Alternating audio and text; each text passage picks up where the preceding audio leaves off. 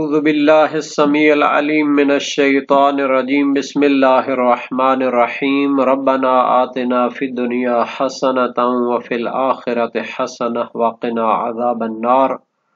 عزیز طلبہ، السلام علیکم ورحمۃ اللہ وبرکاتہ۔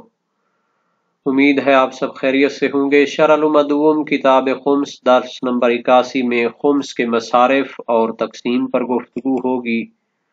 خمس کے مصارف اور تقسیم کے بارے میں مشہور نظریہ ہے کہ خمس کے 6 حصے کرنے ہیں۔ خمس کے سہام ستہ کی تفصیل بیان ہوگی۔ خمس کی مشہور تقسیم میں جو ایک اصطلاح مشہور ہے، سہم امام اور سہم سادات بیان ہوگی۔ سہم امام کی تفصیل ذکر ہوگی اور شہید ثانی کی تحقیقات اور تجزیہ اور تحلیل بیان ہوگا۔ مشہور فقہاء امامیہ و مجتہدین شیعہ کا نظریہ ہے کہ خمس کو جو مصرف ہے وہ 6 حصے اس کے کیے جائیں گے، اور آیت کریمہ وَاعْلَمُوا أَنَّمَا غَنِمْتُم مِّن شَيْءٍ فَأَنَّ لِلَّهِ خُمُسَهُ وَلِلرَّسُولِ وَلِذِي الْقُرْبَى وَالْيَتَامَى وَالْمَسَاكِينِ وَابْنِ السَّبِيلِ سے بھی اسی 6 قسموں کو سمجھا جاتا ہے۔ ایک حصہ مال خداوند ہے، اور ایک حصہ مال حضرت رسول اکرم صلی اللہ علیہ وآلہ وسلم ہے، اور ایک حصہ ذی القربہ کے لیے یعنی امام معصوم کے لیے ہے۔ تو یہ جو 3 حصے ہیں یہ سہم امام کہلاتے ہیں، اور 3 حصے جو باقی ہیں سہم یتامہ، سہم مساکین اور سہم ابن سبیل، وہ سہم سادات کہلاتے ہیں۔ سہم سادات جو ہے ان کی علیحدہ بحث اور تفصیل بیان ہوگی۔ سہم امام جو کہ اللہ تعالی کا حصہ ہے، رسول گرامی قدر صلی اللہ علیہ وآلہ وسلم کا حصہ ہے، اور امام معصوم کا حصہ ہے، یہ 3 حصے مل کر سہم امام کہلاتے ہیں۔ تو اس کے بارے میں فرماتے ہیں کہ یہ امام معصوم کے زمانے میں خود امام معصوم کے سپرد کیے جاتے ہیں، اور امام زمانہ عجل اللہ فرجہ الشریف کے دور میں جب وہ موجود تھے تو ان کے جو نائبین تھے، نواب اربعہ جن کو کہتے ہیں، اور ایک وکلاء کا سلسلہ تھا، ان کے ذریعے امام تک پہنچتے تھے۔ اور جب امام معصوم موجود نہیں ہے اور غیبت کی حالت میں ہے، تو پھر یہ امام معصوم کے نائبین کے سپرد کیا جائے گا۔ غیبت کے دور میں ان کے نائبین عام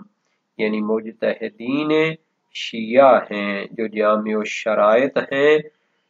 تو کیا ہے ان کے سپرد کیا جائے گا۔ اور پھر جو مجتہدین کرام ہیں وہ اپنے فتویٰ اور اپنی تحقیق اور قرآن و سنت کی نظر میں جس نتیجے تک وہ پہنچے ہیں وہ اس کو اپنے لحاظ سے مصرف کرتے ہیں۔ تو اس میں بھی اختلاف نظر اگرچہ پایا جاتا ہے، ان کی طرف بھی قدرے اشارہ کیا جائے گا۔ پہلے ہم عبارت کو دیکھ لیتے ہیں، شہید ثانی کی عبارت اس بارے میں جو ہے وہ کیا ہے۔ فرمایا وَيُقَسَّمُ الْخُمُسُ سِتَّةَ أَقْسَامٍ عَلَى الْمَشْهُورِ۔ مشہور فقہاء امامیہ اور مجتہدین شیعہ کا نظریہ یہ ہے کہ خمس جو تمام موارد خمس سے حاصل ہوتا ہے وہ 6 حصوں میں تقسیم کیا جائے، عملاً بظاہر الآیت و صریح الروایت، یعنی آیت کریمہ جو 10ویں پارے کے شروع میں ہے اس کا ظاہر معنی جو ہے اس پر بھی عمل ہوتا ہے 6 حصے کرنے سے، اور روایات معصومین میں بھی صراحت کے ساتھ 6 حصے بیان کیے گئے ہیں۔ ثلاثۃ منہا للامام علیہ السلام، ان میں سے 3 حصے سہم امام کہلاتے ہیں، وہی سہم اللہ ورسولہ وذی القربى، یعنی اللہ تعالی کا جو حصہ ہے، رسول گرامی قدر کا حصہ ہے، اور ذوی القربہ ائمہ معصومین کا جو حصہ ہے یہ سہم امام ہوتے ہیں۔ وَهَذَا السَّهْمُ وَهُوَ نِصْفُ الْخُمُسِ، یہ جو سہم امام ہوتا ہے یہ خمس، پورے خمس کا آدھا حصہ ہوتا ہے۔ يُصْرَفُ عِلَيْهِ إِنْ كَانَ حَاضِرًا أَوْ إِلَى نُوَّابِهِ، تو یہ جو سہم امام ہوتا ہے یہ امام معصوم کے سپرد کیا جاتا ہے اگر وہ موجود اور حاضر ہوں۔ ائمہ معصومین کے دور میں خمس کا جو یہ آدھا حصہ تھا یہ ائمہ معصومین کے سپرد ہوتا تھا، حتیٰ امام زمانہ عجل اللہ فرجہ شریف کے غیبت صغرا کے دور میں نواب اربعہ کے توسط سے آپ تک پہنچتا تھا، اور اگر امام معصوم موجود نہ ہوں غیبت کبریٰ کے دور میں یصرف الی نوابہ، نائبین امام کے سپرد کیا جائے گا۔ نواب ائمہ معصومین کون ہیں؟ وَهُمُ الْفُقَهَاءُ الْعُدُولُ الْإِمَامِيُّونَ الْجَامِعُونَ لِشَرَائِطِ الْفَتْوَى لِأَنَّهُمْ وُكَلَاؤُهُ، نواب امام معصوم غیبت کے دور میں فقہاء عادل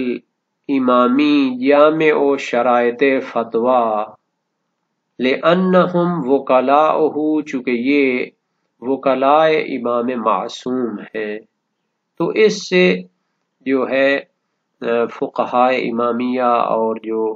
علماء شیعہ ہیں جو جامع شرائط فتویٰ ہوتے ہیں ان کی عزت و احترام اور ان کی جو وکالت اور نیابت ہے اہل بیت معصومین سے وہ ظاہر ہوتی ہے۔ شہید ثانی آج سے جو ہے 5-7 صدیاں پہلے کے عالم ہیں، یہ ان کی عبارت ہے۔ شہید اول کی عبارت میں بھی یہ چیز موجود ہے، شہید ثانی نے اس کو کھول کر بیان کیا ہے۔ تو یہ جو نظام ہے سہم امام کے حوالے سے یہ شہیدین کی عبارت سے ظاہر ہوتا ہے۔ قرآن کی آیت تو سورہ انفال آیت نمبر 41 میں فرمایا وَاعْلَمُوا أَنَّمَا غَنِمْتُم مِّن شَيْءٍ فَأَنَّ لِلَّهِ خُمُسَهُ وَلِلرَّسُولِ وَلِذِي الْقُرْبَى وَالْيَتَامَى وَالْمَسَاكِينِ وَابْنِ السَّبِيلِ، اور مرسل عبداللہ بن بکیر ہے امام باقر و امام صادق علیہ السلام میں سے ایک سے، اس آیت کی تفسیر میں فرمایا خمس اللہ عز و جل للامام، اللہ تعالی کا جو حصہ ہے خمس میں وہ امام کے سپرد کیا جائے گا۔ وخمس الرسول للامام، اور نبی اکرم کا بھی جو حصہ ہے وہ امام کے سپرد کیا جائے گا۔ وخمس ذوی القربى لقرابۃ رسول الامام، اور ذوی القربہ کا جو حصہ ہے وہ قرابت رسول گرامی قادر یعنی امام معصوم کے لیے ہے۔ تو یہ 3 حصے سہم امام کہلاتے ہیں۔ والیتامى، یتامہ آل رسول، والمساکین منہم وابناء السبیل منہم، یتامہ مساکین اور مسافرین یہ آل رسول کے یتیم مسکین اور مسافر ہیں۔ فلا یخرج منہم الی غیرہم، تو یہ سہم سادات کا جو 3 حصے ہوتے ہیں یہ سادات کے علاوہ دوسروں کو نہیں دیے جاتے، بلکہ غیر سادات کے فقراء اور مساکین اور مستحقین کے لیے زکوٰۃ کا نظام ہے۔ وسائل الشیعہ باب اول ابواب قسمت الخمس میں یہ روایت موجود ہے۔ مرسل احمد بن محمد ہے، فرمایا الخمس من 5 اشیاء، اما الخمس فیقسم علی 6 اسہم، خمس کو 6 حصوں میں تقسیم کیا جائے، سہم للہ وسہم للرسول صلی اللہ علیہ وآلہ وسلم وسہم لذوی القربى وسہم للیتامى وسہم للمساکین وسہم لابناء السبیل، خدا تعالی کا حصہ، رسول گرامی قادر کا حصہ، ذوی القربى امام معصومین کا حصہ، یتامہ مساکین اور مسافرین سادات کا حصہ۔ تو یہ 6 حصے ہو گئے۔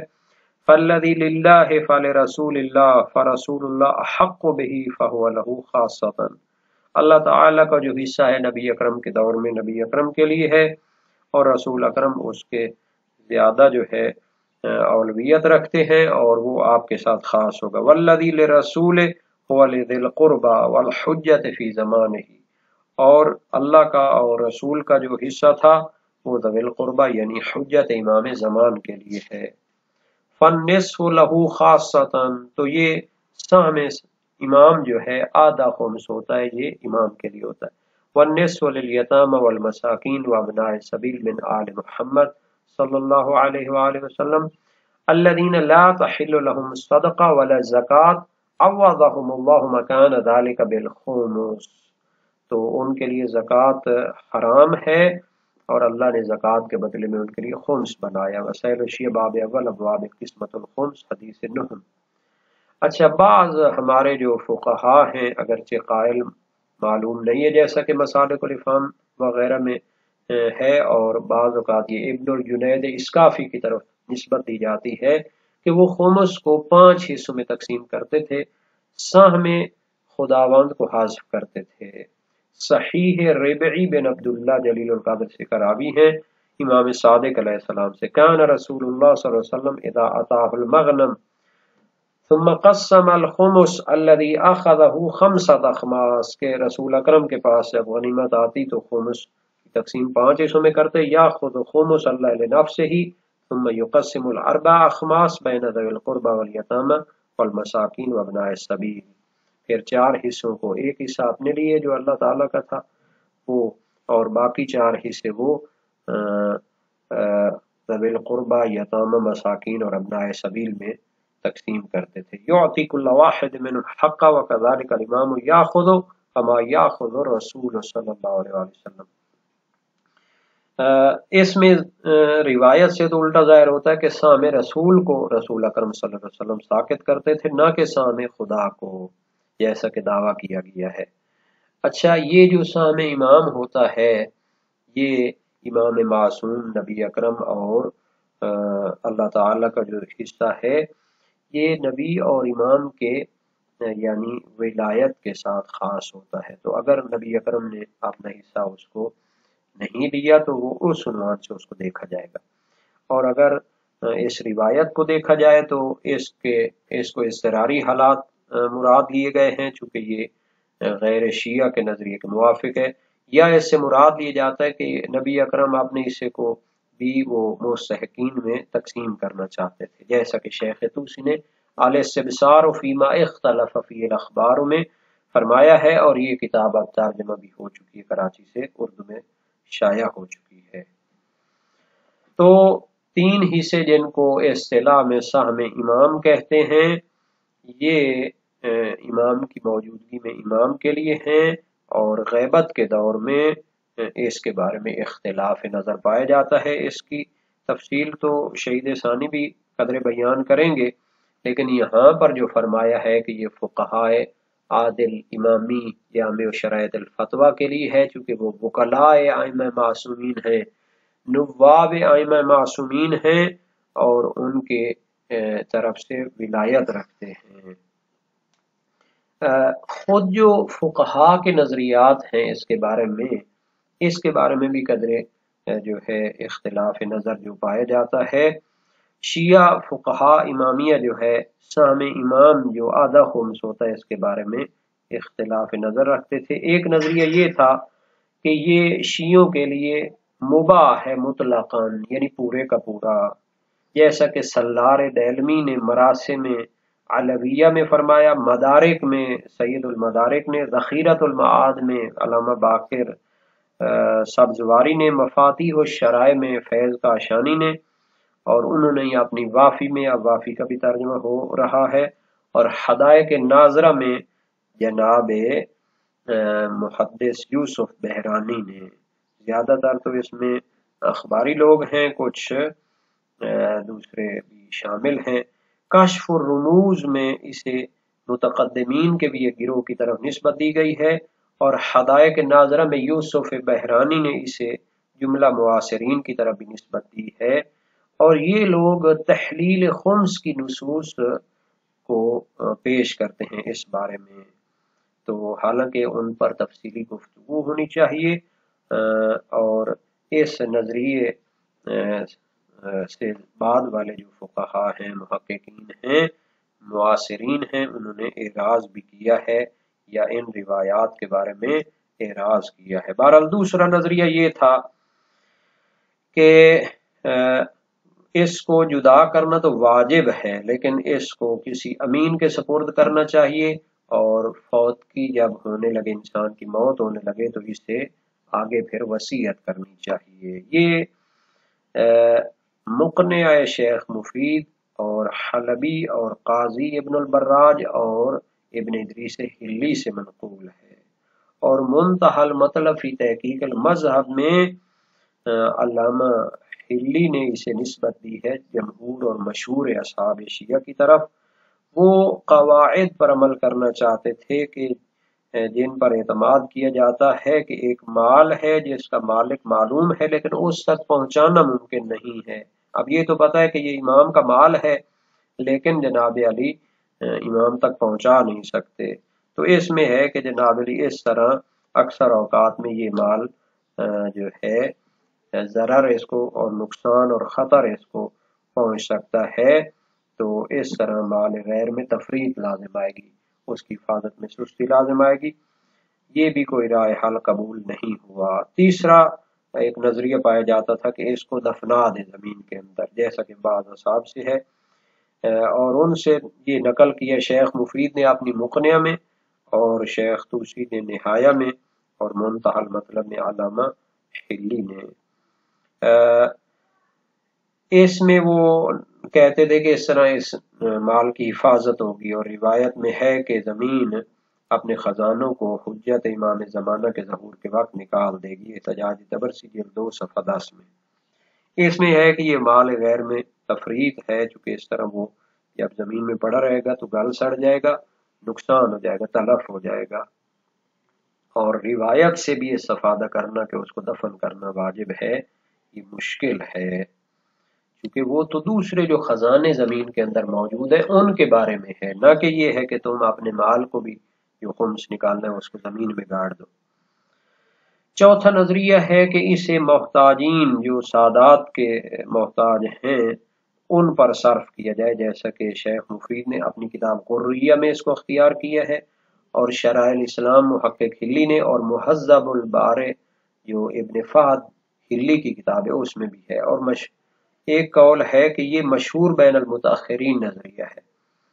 مرسل حماد کی وجہ سے عبد صالح سے منقول ہے، وَنِصْفُ الْخُمُسِ الْبَاقِي بَيْنَ أَهْلِ بَيْتِهِ فَهُمْ لِيَتَامَاهُمْ وَسَهْمٌ لِمَسَاكِينِهِمْ وَسَهْمٌ لِأَبْنَاءِ سَبِيلِهِمْ وَيُقَسَّمُ بَيْنَهُمْ عَلَى الْكِتَابِ وَالسُّنَّةِ يَسْتَغْنُونَ بِهِ فِي سُنَّتِهِمْ فَإِنْ فَضَلَ عَنْهُمْ شَيْءٌ فَهُوَ لِلْوَالِي فَإِنْ عَجِزَ وَنَقَصَ عَنْ اسْتِغْنَائِهِمْ كَانَ عَلَى الْوَالِي أَنْ يُنْفِقَ مِنْ عِنْدِهِ بِقَدْرِ مَا يَسْتَغْنُونَ بِهِ وَإِنَّمَا صَارَ عَلَيْهِ أَنْ يَمُونَهُمْ لِأَنَّهُ لَهُ مَا نُقِلَ عَنْهُمْ۔ تو بہرحال یہ روایت جو ہے نصف خمس باقی اہل بیت میں تقسیم کیا جائے، وہ یتامہ اور مساکین اور مسافرین ہیں، ان میں کتاب و سنت کے مطابق اتنا دیا جائے کہ وہ کیا ہو جائے، دوسروں سے مانگنے سے بے نیاز ہو جائے، اگر ان سے کچھ بچ جائے تو وہ والی اور حاکم شرع کا ہے، اگر وہ کم پڑ جائے یا ان سے ناقص ہو تو پھر والی پر ہے کہ وہ ان کو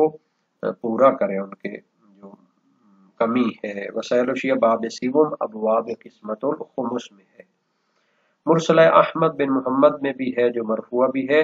عوضهم اللہ مکان ذلك بالخمس فهو يعطيهم على قدر كفایتهم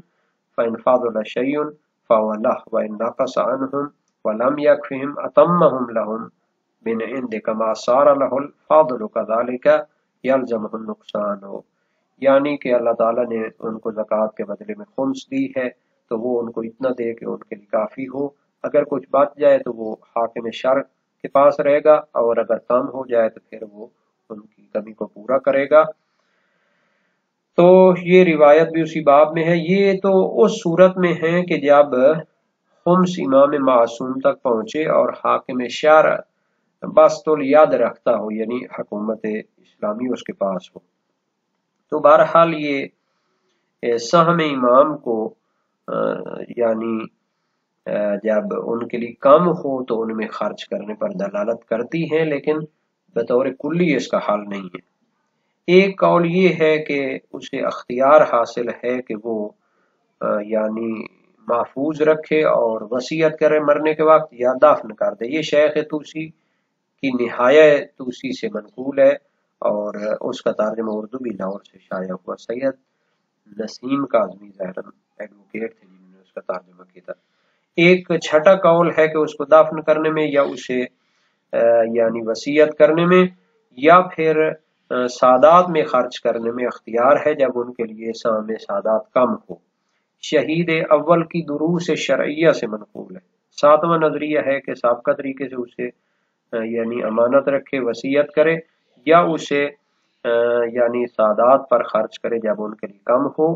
جیسا کہ مختلف و شیعہ میں علامہ حلی اور بعض دوسرے علماء نے اختیار کیا ہے۔ آٹھواں نظریہ ابن حمزہ سے ہے کہ اسے فقراء شیعہ میں مطلقاً صرف کر سکتے ہیں اگرچہ وہ سادات نہ ہوں، اور اس کی وہ مرسلہ حماد دلیل بناتے ہیں جو زکوٰۃ کے لیے تھی۔ وہ وسائل و شیعہ باب 28 ابواب مستحقین خمس میں ہے، اور خبر محمد بن یزید بھی ہے ابو الحسن اول کاظم علیہ السلام سے، من لم یستطع ان یصلنا فلیصل فقراء شیعتنا، جو ہمارے ساتھ صلہ نہیں کر سکتا یعنی خمس ہم تک نہیں پہنچا سکتا تو ہمارے شیعوں تک پہنچائے۔ تو یہ وسائل و شیعہ باب 50 ابواب صدقہ میں ہے۔ مرسلہ صدوق امام صادق علیہ السلام سے بھی اسی معنی میں ہے، وہ بھی اسی باب 50 میں ابواب صدقہ میں ہے۔